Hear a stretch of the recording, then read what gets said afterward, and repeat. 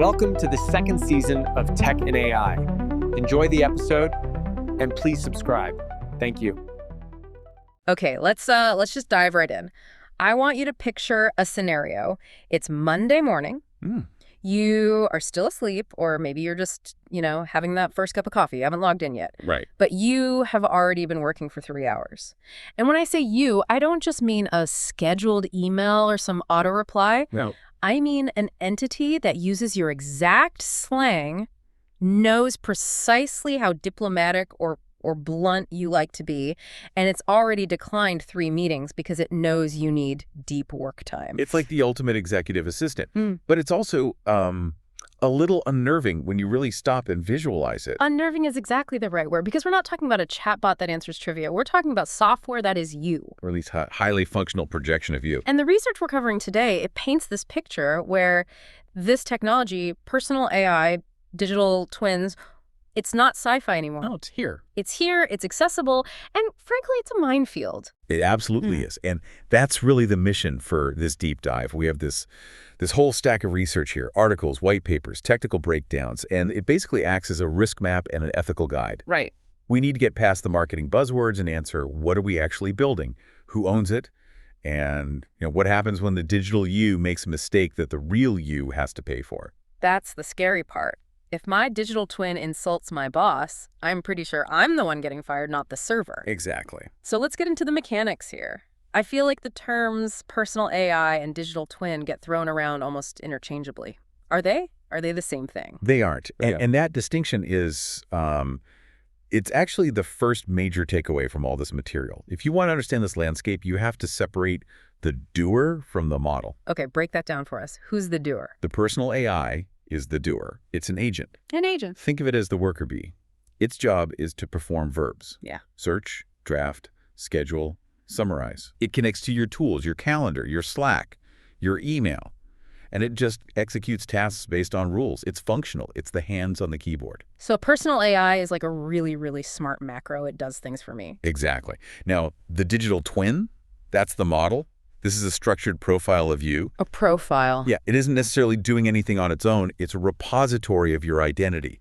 It contains your history, your writing voice, your specific knowledge, your biases even. I like the shortcut the research suggests here. So the personal AI is the engine, and the digital twin is the fuel. Or maybe it's the driver's personality. The personal AI uses the digital twin to know how to do the task like you would. Precisely. In the most advanced tools you can get today, you're usually buying a combination of the two. Okay. You have a model of your voice, the twin, Uh-huh. and it's being used by an agent, the personal AI, to, say, draft an email. So looking at the market right now, what's the reality of this combo? I mean, we see these slick demos where someone just says, go build my business, and the AI does it. But what can these tools actually do today? It's definitely less build my business and more manage my chaos. I'll take that. The research highlights 3 main buckets of capability. The first is workflows. This is your inbox triage, meeting prep, cleaning up messy notes. Which honestly is like 40% of my day, just organizing stuff. Right. The AI can look at a transcript of a chaotic Zoom call, where everyone talked over each other. Yeah. And it can extract just the action items and format them exactly how you would usually send them to your team. Okay, that's useful. What's the second bucket? The second is knowledge. This is that whole second brain idea. You remember sources. It generates briefs, so you don't have to go digging for that PDF you read 6 months ago. In the third. Style. And this is where the twin part really shines. It's not just about writing an email. It's about writing your email. It can take rough bullet points and rewrite them. But, and this is key, it can switch modes. You can write a formal version for the board or a concise one for Slack, all while keeping your underlying voice. It's interesting you mentioned delegation, because the notes we have suggest that's actually the weakest link right now. It is. We're seeing very limited autonomous delegation. You might let it file a Jira ticket or update a CRM field, maybe. That's it. But most people are not letting these things negotiate contracts or sign checks yet. The trust, it just isn't there. Which brings us to the massive elephant in the room, the identity crisis. If I have a digital twin and it drafts this brilliant response to a client using my style, and the personal AI sends it, who wrote that email? This is it's a philosophical question with a very hard legal edge. The source material proposes a practical rule. that I think is essential for anyone listening. Okay. What is it? You own the final speech acts. Speech acts. That sounds very linguistic. What does that mean in practice? It means the AI proposes, but you approve. The moment you hit send, or the moment you authorize the AI to hit send for you, the liability, it transfers 100% to you. You can't blame the algorithm. Never. If it promises a discount you can't honor, you promise the discount.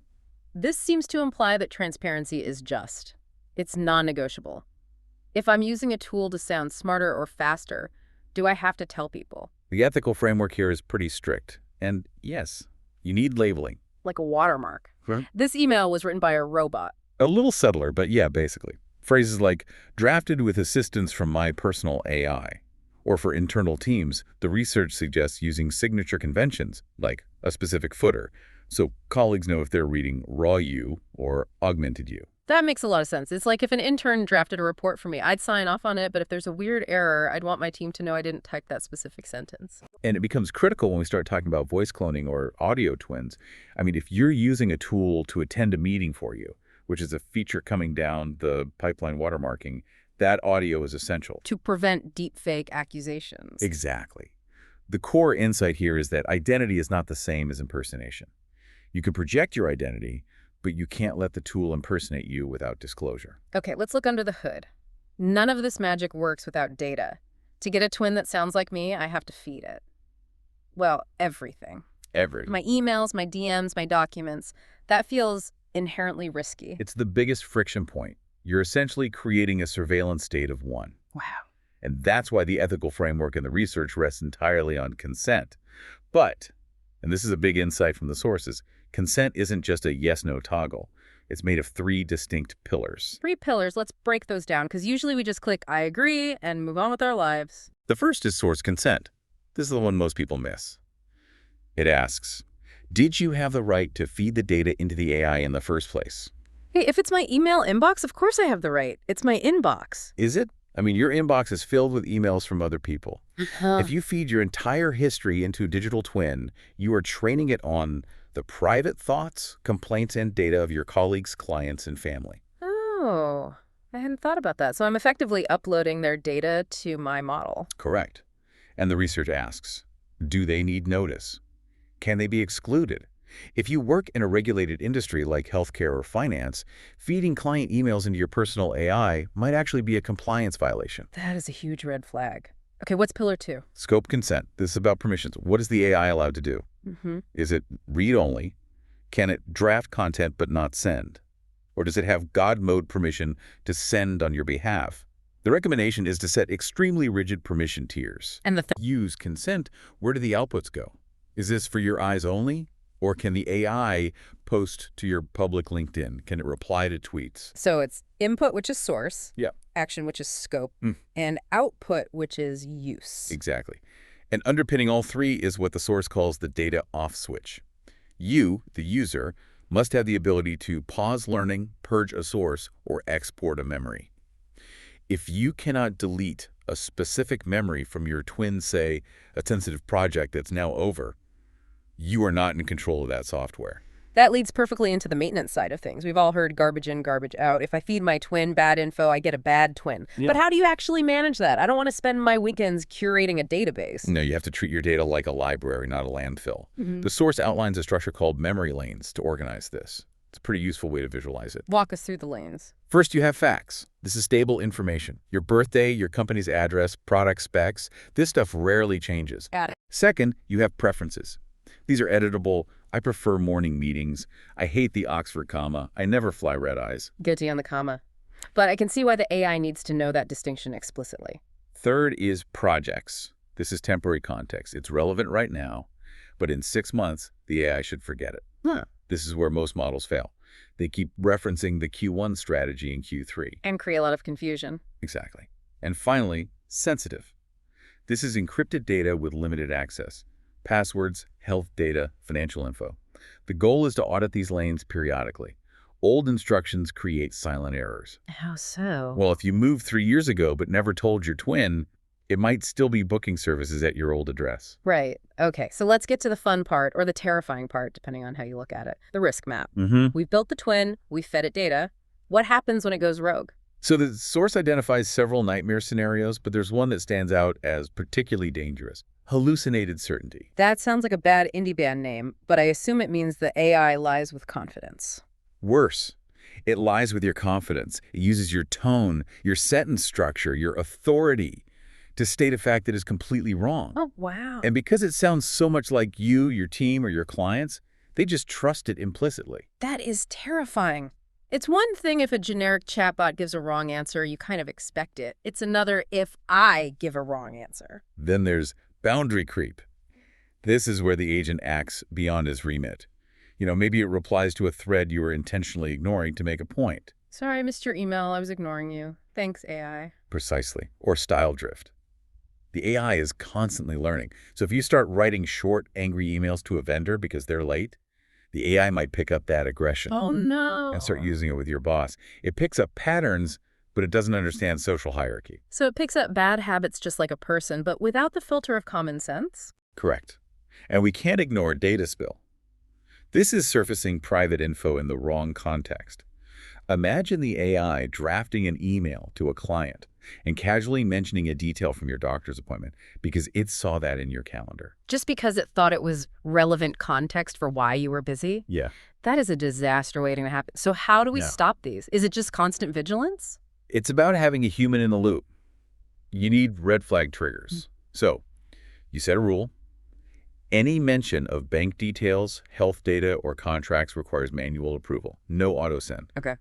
And you should always run sandbox trials. Sandboxing, meaning don't let it email the CEO on day one. Exactly. Let it email you what it would have sent to the CEO. You audit its decisions before you give it the keys to the kingdom. Okay, I'm listening to this, and despite all the risks, I'm still thinking about the productivity gains. I want to try it, but I want to do it right. The source material gives us a buyer's mini guide. How do we pilot this like a pro? It breaks it down into 7 steps. Step 1 is the most important. Define the job to be done. Don't just say, I want AI. Right. Define a metric. Reduce email processing time by 40%. Be specific. Got it. Step 2. Scope by verbs. We talked about this. Define exactly what it can do. Read, draft, send. Step 3 is memory model. Know where the data lives? Is on your device? Yeah. In the cloud? Can you version it? This is a great feature to look for. Actually, version control for identity. System restore for my personality. Basically. Can you roll back your twin to how it was last Tuesday before it started acting weird? That's a great feature. Step 4. Permissions. Use oath to specific accounts only. Don't just give it the master password to your entire digital life. Step 5 is safety rails. Block lists. Topics it can't discuss. Recipients it can't email. Rate limits. So it doesn't send 500 emails in a minute and get your domain blacklisted. Step 6. Privacy posture. Data minimization. Only keep what you need. Set retention windows. Tell the AI to delete emails older than 2 years. And finally, step 7. Evaluation. A/B test it. Spend a week doing email yourself. Spend a week with the AI. Compare the time saved versus the time spent fixing its mistakes. And when we're evaluating, what are the key metrics? Is it just speed? Speed is a vanity metric. The real metric is context hits. Did it recall the right information? Did it know that when I said the project, I meant the new Q4 project, not the old Q1 one? Okay. And of course, privacy incidents must be 0. Now, context matters here. I imagine setting this up for a family is very different than for a corporate team. Very different. For teams, you need shared guidelines, escalation paths. If the AI messes up, who fixes it? For families, it's great for calendar triage or travel planning. But the source gives a very stern warning. Which is? Never impersonate caregivers to third party. Oh, that's huge. Do not have your AI call the school pretending to be you to authorize a pickup. Exactly. The authentication required for child safety cannot be outsourced to a bot. And a pro tip for everyone. Separate your public persona from your private research. You don't want your professional twin to start talking about that weird hobby you were researching last weekend. Style bleeding is a real thing. That is fantastic advice. Looking ahead, what's the future of this? Because right now, it feels like we're in the Wild West phase. We are, but we're seeing a shift toward on-device models. This is huge for privacy. The twin lives on your phone, not in a server farm. So it's faster, it works offline. And your data never leaves your pocket. It solves a lot of those source consent issues we talked about. Okay. We're also looking at federated memories. This solves the silo problem. Your twin learns across different services, Spotify, Gmail, Slack, without centralizing the raw data into one big vulnerable bucket. It learns the pattern without moving the file. You got it. And then there's this concept in the notes of capability passports. I love this idea. Me too. Explain it. It's fascinating. Imagine a standardized digital badge that proves what your AI can and cannot do. Yeah. A digital passport that says, this agent is authorized to schedule meetings, but not to sign contracts. It's like a verifiable badge for your bot. So when my bot talks to your bot, they shake hands and check credentials first. Exactly. And finally, value alignment dashboards. Instead of just guessing how the AI will behave, you actually have sliders. You can adjust the tone, the risk tolerance, and even empathy levels. Turning the empathy slider up to 11 for the family group chat, maybe dialing it down for the cable company negotiation. Precisely. It gives you that granular control over the personality projection. Before we wrap up, we have to touch on the heavy stuff, the ethics. The source calls this humanity on top. It's a somber but necessary part of the conversation. We talk about respect, not using twins to manipulate people. We talk about fairness, avoiding bias in hiring. Yeah. But the most poignant point is about posthumous twins. Digital twins of the deceased. Yes. The technology exists right now to create an interactive model of someone who has passed away. Using their emails, their videos, their voice notes, we can reanimate their communication style. That sends a shiver down my spine. It should. The ethical stance in the research is firm. This should only exist with clear prior consent and family agreements. It's the ultimate source consent issue. You can't consent if you're gone, unless you did it beforehand. It just raises questions about dignity and grief that technology can't answer alone. Just because we can keep a digital version of someone alive, does that mean we should? It disrupts the grieving process. It turns a memory into an active, ongoing interaction. That's a psychological line we haven't really crossed as a society yet. Wow. Okay. So, bringing it all back to today, what is the one thing you want the listener to walk away with? If we summarize it all, personal AI is your doer. The digital twin is your model. The power comes from combining context with memory. But the safety. The safety comes entirely from consent and control. So if I'm going to start tomorrow. Start with one specific task. Maybe email drafting, maybe research summarization. Use clear verbs. And keep a human in the loop. Don't automate what you don't understand. And here's where I want to leave the listener with a final thought. We talked about the capability passport. In a future where everyone has a digital twin, imagine walking into a high-stakes business meeting.